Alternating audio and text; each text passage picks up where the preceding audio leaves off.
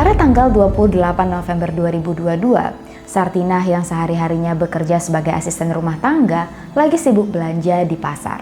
Tapi tiba-tiba waktu lagi belanja, HP-nya bunyi. Telepon dari seorang pria bernama Dio.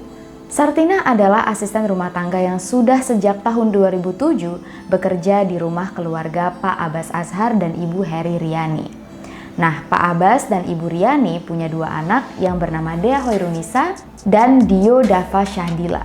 Bagi Bu Sartinah, keluarga tempat dia bekerja sudah seperti keluarganya sendiri. Waktu ditelepon oleh Dio, Bu Sartinah langsung ngangkat.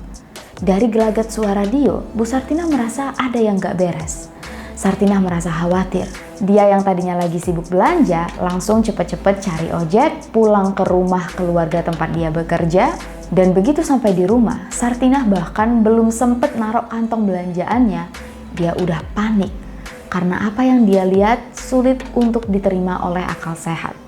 Pak Abbas Azhar, Ibu Heri Riani, dan Dea, ketiganya sudah terbaring kaku di lantai kamar mandi. Satu-satunya orang yang tahu apa yang terjadi di dalam rumah itu adalah Dio, yang anehnya kelihatan baik-baik aja dan emang sih kebingungan.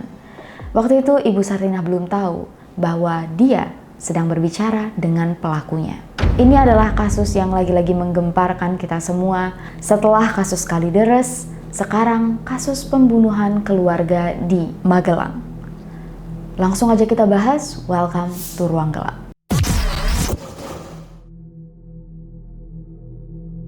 Keluarga Pak Abbas tinggal di Dusun Prajenan, Desa Mertoyudan, Kabupaten Magelang, Jawa Tengah. Waktu kejadian terjadi, Sartinah bingung dia harus ngapain. Yang pertama kali terbesit di benak Sartinah adalah menyuruh Dio untuk menelpon kerabat terdekatnya agar segera datang membantu. Siapa aja yang lokasinya deket, tolong ditelepon. Karena Sartinah kalang kabut gak tahu harus ngapain. Yang waktu itu Sartinah bisa lakukan adalah mengangkat satu persatu tubuh Pak Abbas, Ibu Riani, dan Dea dibaringkan ke atas kasur di kamar tidur. Sartinah juga berinisiatif untuk membalurkan minyak kayu putih ke perut para korban. Tapi sesulit apapun usaha Sartinah untuk menyadarkan para korban, tidak ada tanda-tanda satupun dari mereka sadar. Setelah Dio menelpon beberapa anggota keluarganya, akhirnya Pak D dan Bu D dari Dio datang ke rumah untuk membantu. Melihat kondisi para korban yang sudah tidak sadarkan diri, mereka semua setuju untuk menelpon pihak rumah sakit. Tapi rupanya begitu ambulans datang dan pihak paramedis membantu untuk memeriksa kondisi para korban, rupanya Pak Abbas, Ibu Riani, dan Dea sudah meninggal dunia. Tragedi ini tentu aja sangat aneh dan janggal. Kok bisa 3 orang terlungkup di dalam kamar mandi dan langsung meninggal? Tanpa bekas luka apapun, tanpa sakit apapun. Waktu pihak kepolisian datang untuk menginvestigasi, mereka menyarankan untuk dilakukan otopsi terhadap jenazah supaya bisa diketahui kenapa para korban bisa meninggal. Hasil otopsi keluar beberapa hari kemudian di tanggal 29 November. Tim forensik menjelaskan bahwa di dalam lambung para korban ditemukan zat kimia yang sangat berbahaya dan mematikan. Yang berarti penyebab kematian adalah karena keracunan. Bu D dan Pak D kaget banget. Kok bisa keracunan? Siapa yang meracuni? Apakah ada musuh? Memangnya ketiga korban makan apa? Pihak keluarga tentu aja nggak terima dan minta polisi untuk mengusut tuntas kasus ini. Dari mana racun berasal? Jadi polisi langsung mengadakan semacam investigasi, menelusuri TKP, mencari saksi, guna mendapatkan informasi sebanyak-banyaknya. Apakah keluarga ini punya musuh? Apakah ada yang benci, dendam? Untuk menangkap pelaku yang sebenarnya, polisi mesti tahu seluk-beluk dan latar belakang keluarga ini. Beberapa saksi pertama yang diinterogasi oleh polisi adalah Sartinah dan Dio, 2 orang pertama yang menemukan jenazah. Dengan Sartinah, interogasi berjalan lancar. Tapi waktu polisi menginterogasi Dio, polisi langsung merasa curiga. Dari gelagat dan cara bicara Dio, kelihatan Dio gugup dan sepertinya menyembunyikan sesuatu. Dengan segala upaya, polisi berusaha untuk mendesak Dio memberitahu apa yang dia sembunyikan. Kenapa dia gugup? Rupanya setelah dicecar banyak pertanyaan, Dio menyerah. Dio mengaku bahwa dialah yang meracuni ayah, ibu, dan kakak perempuannya. Untuk mencari tahu alasan kenapa Dio melakukan perbuatan ini, kita mesti tahu dulu background keluarga ini. Siapa itu Dio? Dio Dava Shadila atau yang biasa dipanggil Dio. Waktu itu berusia 22 tahun dan merupakan anak kedua dari pasangan Pak Abbas dan Ibu Heri.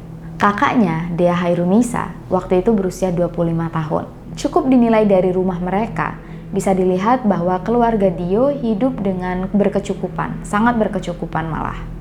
Bu Sartinah sendiri sudah bekerja dengan keluarga ini sejak tahun 2007 silam. Tapi memang Sartinah enggak tinggal di rumah itu, dia selalu pulang pergi setiap hari. Berhubung rumah Sartinah sendiri enggak jauh dari rumah mereka.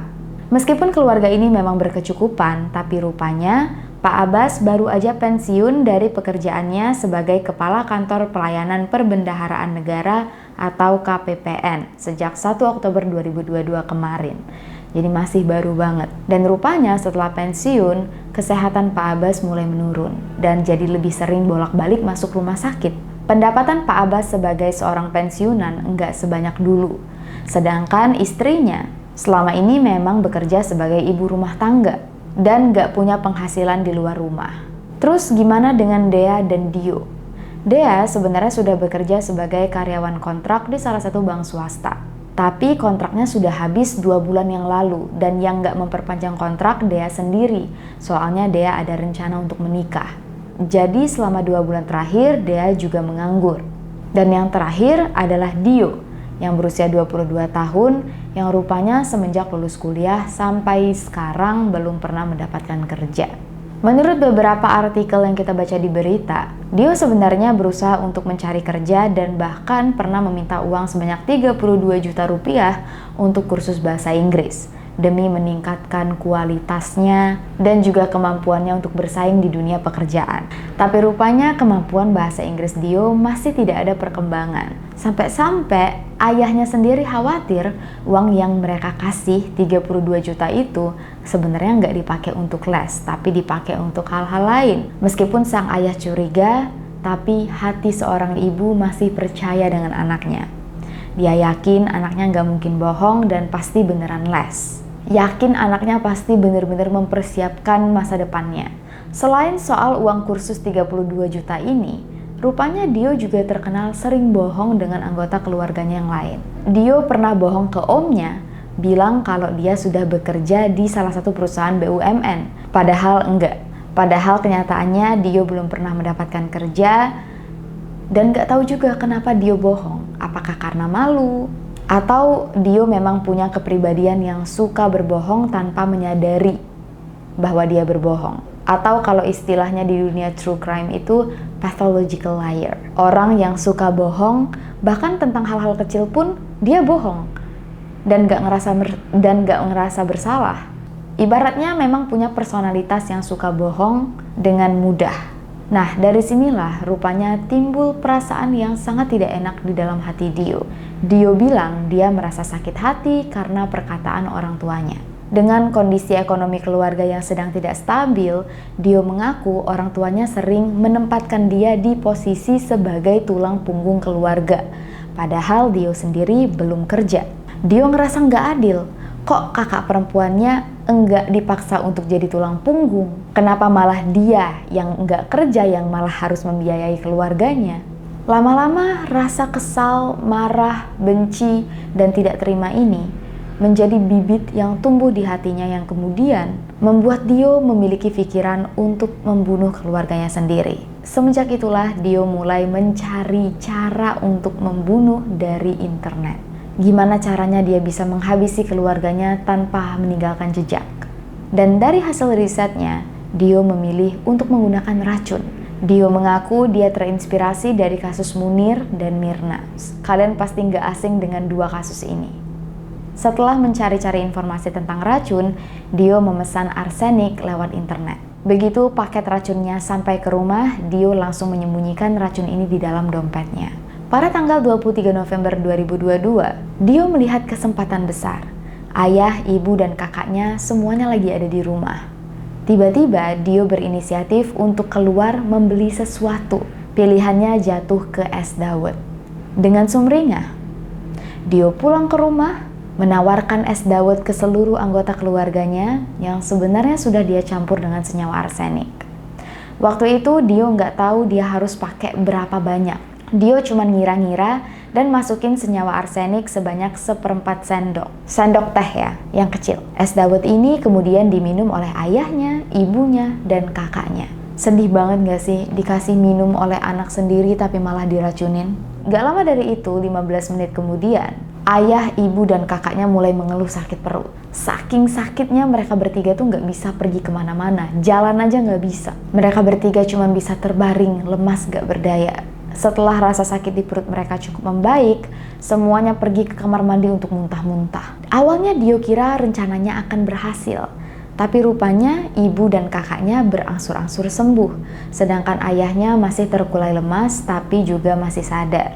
Dio masih nunggu nih, kapan keluarganya meninggal.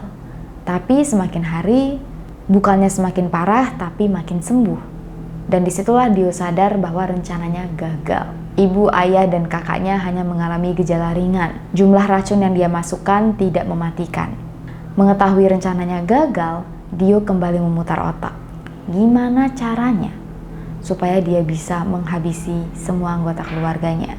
3 hari semenjak kejadian keracunan es dawet, ibunya Dio berpesan ke Dio, jangan jajan di tempat sembarangan lagi. Dio yang mendengar nasihat ini cuma ngangguk-ngangguk aja. Padahal bukan salah yang jual es dawet, emang Dionya yang sengaja meracuni. Selain menasehati Dio, rupanya ibunya juga mau minjem uang ke dia. Soalnya kondisi bapaknya makin sakit-sakitan dan mereka butuh biaya untuk berobat. Dio yang ngerasa dimintain uang, kesel. Gimana sih? Dia kan belum kerja, kok minjem uangnya ke dia? Keinginan Dio untuk mencelakai keluarganya makin bulat.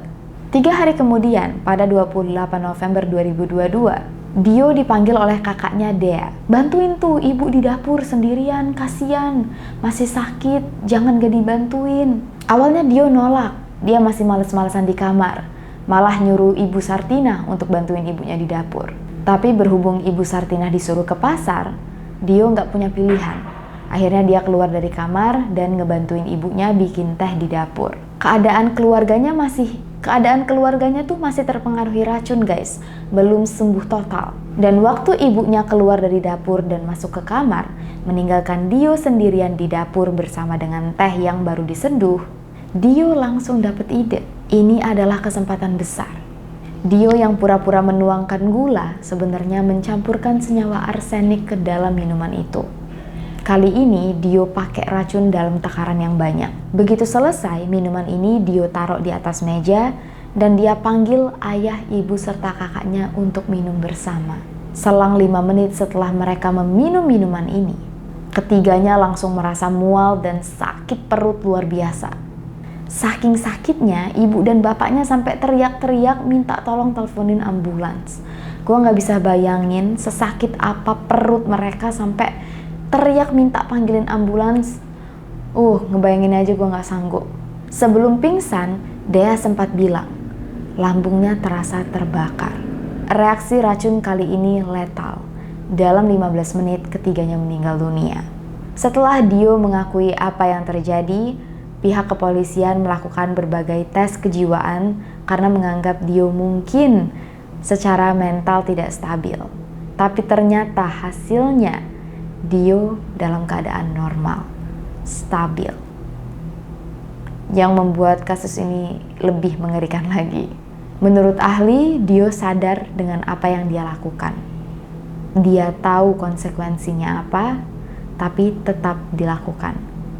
Atas aksinya yang tega menghabisi nyawa kedua orang tua dan kakak kandungnya sendiri, Dio dijerat pasal 340 KUHP dan pasal 338 KUHP dengan ancaman hukuman seumur hidup atau hukuman mati. Dan karena kasus ini masih baru banget, kita masih harus menunggu proses persidangan. Gak tahu kenapa, semakin hari kasus yang ada di sekitar kita makin aneh-aneh aja. Mudah-mudahan kita semua di sini selalu sehat secara mental, fisik, dan hati, dijauhkan dari orang-orang yang berbahaya, disehatkan selalu, dan juga diberikan lingkungan yang mendukung kita untuk menjadi orang yang lebih baik. Dan sampai di sini dulu cerita kita pada kali ini. Jangan lupa untuk like video ini, subscribe, nyalain loncengnya, share ke teman-teman kalian, follow Instagram kita di sini dan TikTok gue di sini. I'll see you guys very soon in the next video, and we adore you guys so much. Please stay safe, take care, and stay alive.